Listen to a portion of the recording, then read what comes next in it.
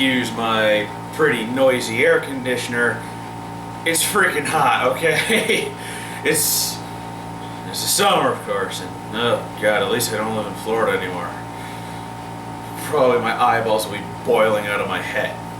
But anyway, games have really become money sinks lately when you think about it. But with all the DLC and microtransactions, you're spending money on what's eventually going to become vaporware.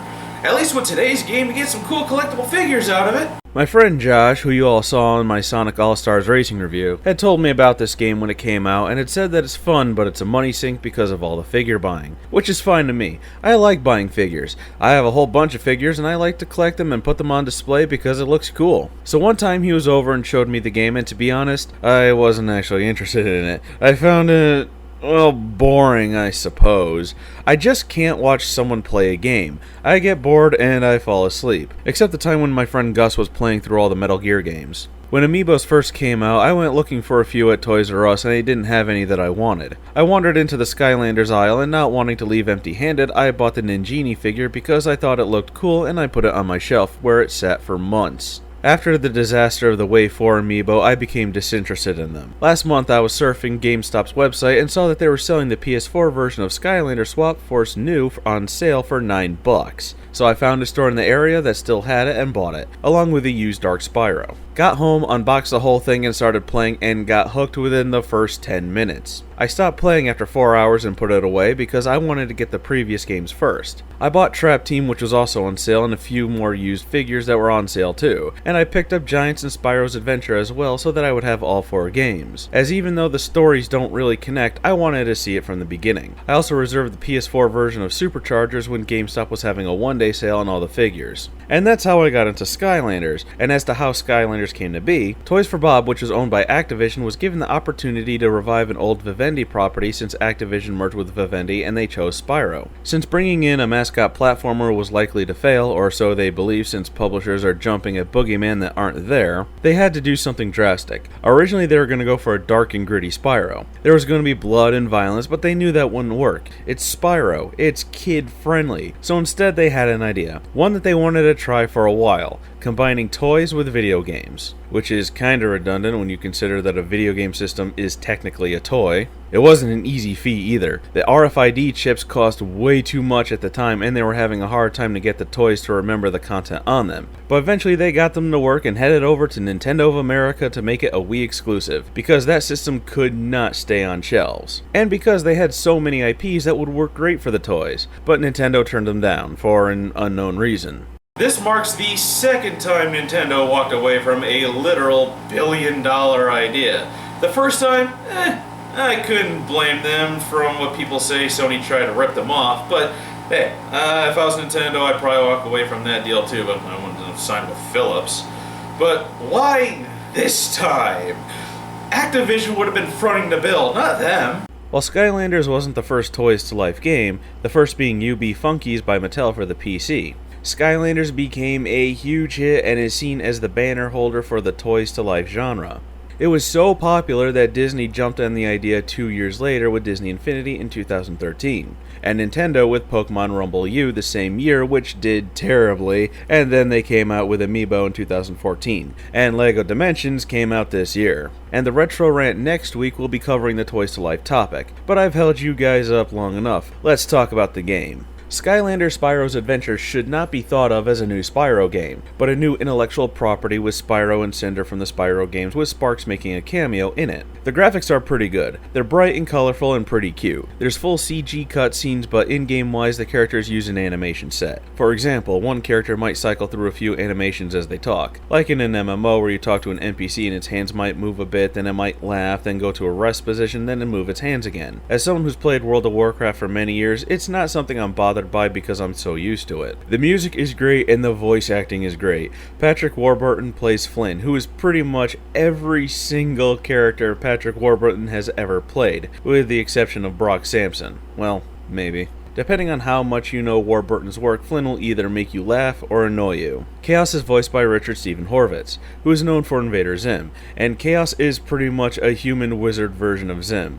The personality is the exact same, and it's perfect and funny each time. Trigger Happy may be the most annoying Skylander as he laughs and shouts a lot. If you're gonna get into Skylanders, here's some advice. Choose a platform and stick with it. I recommend PlayStation, because every new Portal of Power is backwards compatible. So if you get the Trap Team Portal for the PlayStation 4, it's compatible with all the previous games, and it's compatible with the PS3, Wii U, and Wii. If you're going with Xbox, the portals for the 360 are only compatible with the 360, and the Xbox One portals are only compatible with the Xbox One. I don't know why, but that's why I recommend the PlayStation or Wii U, as one portable is compatible with 4 systems. The game is shown from a top-down perspective, and you can't move the camera at all. It's not a problem, but on the rare occasion I wish I could move the camera. You can't jump, but there's bounce pads, and yes, they're actually called bounce pads, but thankfully the characters don't say bounce pad each time they touch one. Each Skylander has their own HP, speed, armor, critical hit, and elemental power. The stats on the card that come with the figure are bupkis and mean absolutely nothing. Why they're there?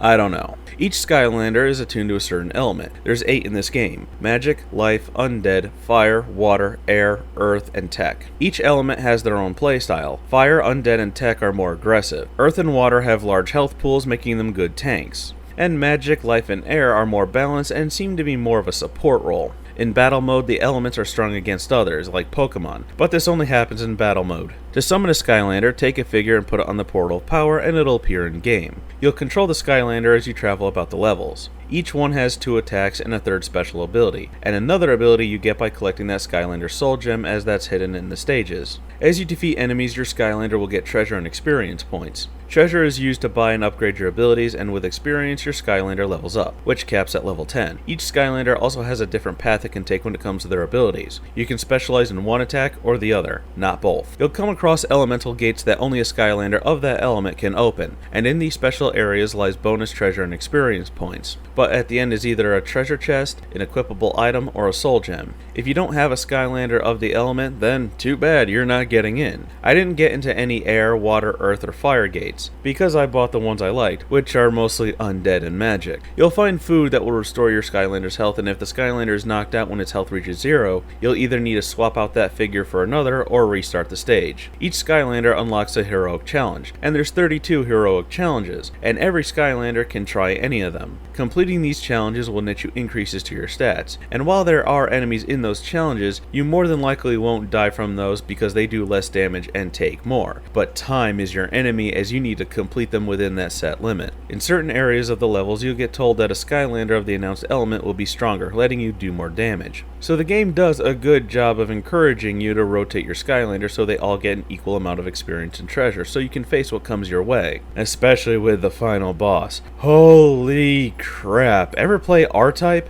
It's bullet hell, and you need to fight 12 evil Skylanders, 3 at a time, and they're buffed up versions of the previous bosses. And those bosses you fight are actually a really good challenge too, but the overall game is easy as long as you level up and upgrade your Skylanders and rotate them around, especially if you use ones like Cinder, whose lightning attack is an area effect cone in front of her, which decimates everything when leveled up.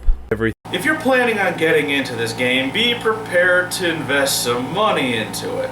But unlike most games, when you buy the add-ons for Skylanders, you at least get a little figure for it. The story is pretty cute. Chaos, who is an evil portal master, destroyed the Core of Light, sent the Skylanders to our world, which turned them into toys, and it's your job as a portal master to put the Core of Light back together before the darkness consumes Skylands and defeat Chaos. It's pretty basic, but it's fun as the NPC characters are funny, especially Chaos, who steals the show every time he's on screen. It's very Saturday morning cartoonish in how it plays out. The only thing I don't really like, and this is a nitpick, is that the NPCs refer to the figures on the portal as Skylander instead of their name. The only time a Skylander's name is said is if Spyro is put on the portal first in the very beginning of the game. Not saying their name makes it feel a little impersonal, but I understand why they did that. There's a whole bunch of these figures, and it's easier to address them as Skylander rather than Spyro, Cinder, Hex, and some don't even have names like Gilgrunt or Stealth Elf, which is more of an occupation instead of a name. Skylanders is pretty much a very kid-friendly version of Diablo. It's a dungeon crawler of which I've never really been a fan of, but I did enjoy this game a lot. This game can be a challenge, and the difficulty curve is a nice gradual one as they start throwing more stuff at you, like enemies that do a charging attack while they carry a healer that's hard to knock off of them. There's also a nice variation of enemies too. Yeah, you can divvy them up by small, medium, and large, but there are differences between them. And while some are retools of others, like spell punks being attuned to different elements, some other enemies need a strategy, like zombies being needed to set on fire to be taken down. The major turnoff is that yes, you need to buy the toys to access certain parts of the stages, but if you're smart and know how to go about buying them, you're not going to break the bank because a lot of these things are pretty cheap if you get them used or take advantage of certain sales. That's what I did, and if they already have data on them, you can wipe them clean by resetting them in game. So that way you can start fresh if you want to. And if you're the type of person that buys season passes or all the extra DLC like level maps, character skins, extra characters, purchase in-game currency with real-world dollars, etc, etc, etc, or even if you play card games like Magic the Gathering or Yu-Gi-Oh, or even tabletop games like Warhammer, you really have no right to criticize Skylanders on the basis of needing to buy the figures to play the game, because you buy all the extra stuff for other games. And even if you just buy the ones you want, you still get a very decent amount of content, even if you just complete the main story. But if you're a completionist, then yeah, you're gonna need to buy all 32 figures, which now isn't that big of a deal since they're quite cheap, with the average cost of used being $3 and even new ones go for around $5, which when you think about it, is about what you'd pay for an additional character in any other game. But keep in mind, I'm only talking about the figures for the first Skylanders game. I'll discuss the others as we come to those roads. But if you're still on the fence about getting into Skylanders, get the game used for your console of choice along with the correct portal. Pick up a few used figures and give it a shot.